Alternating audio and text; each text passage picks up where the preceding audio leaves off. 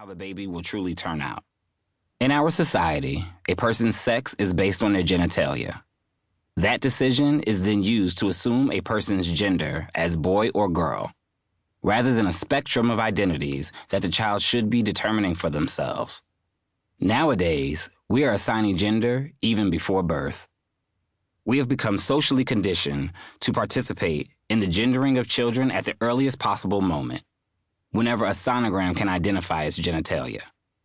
Gender reveal parties have become a trendy way to celebrate the child's fate, steering them down a life of masculine or feminine ideals before ever meeting them.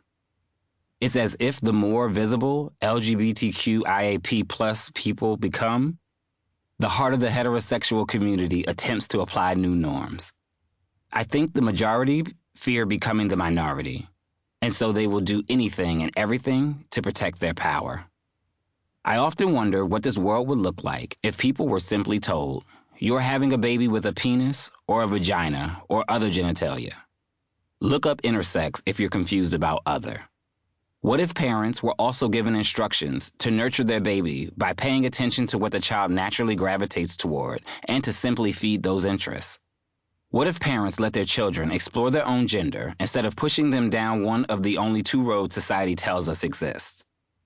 When our gender is assigned at birth, we are also assigned responsibilities to grow and maneuver through life based on the simple checking off of those boxes. Male, female, black, white, straight, gay. Kids who don't fit the perfect boxes are often left asking themselves what the truth is. Am I a girl? Am I a boy? Am I both? Am I neither?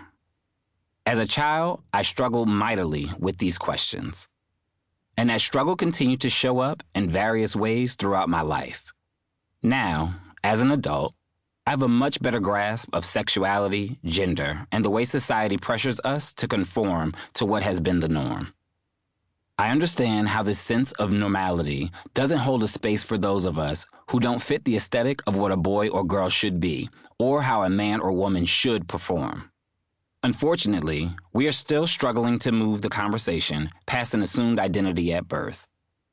And LGBTQIAP+ people are not just fighting for the right to self-identify and be accepted in a society that is predominantly composed of two genders, which would be the bare minimum of acceptance. We are also fighting to survive physical acts of violence. Many of us are not even surviving that. The spectrum of our traumas can be as broad as our identities. I started writing this book with the intention that every chapter would end with solutions for all the uncomfortable and confusing life circumstances I experienced as a gay black child in America. I quickly learned this book would be about so much more. About the overlap of my identities and the importance of sharing how those intersections created my privilege and my oppression. Many of us carry burdens from the traumas of our past, and they manifest in our adulthood. We all go through stages of accepting and struggling with our various identities, gay, straight, or non-identifying. And race and various other factors play a role in how we navigate them. Many of us are always in a state of working through something, always in a state of becoming, a more aware version of self. This book is an exploration of two of my identities, black and queer, and how I became aware of their intersections within myself and in society.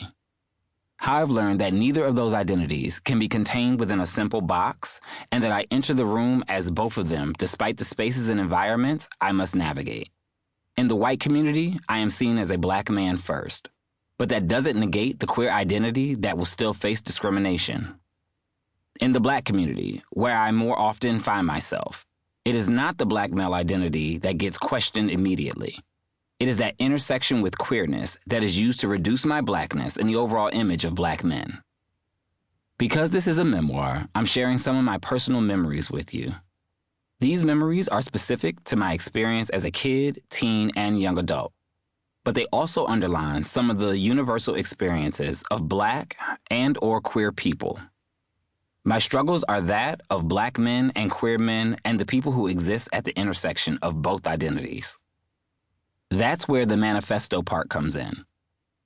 I believe that the dominant society establishes an idea of what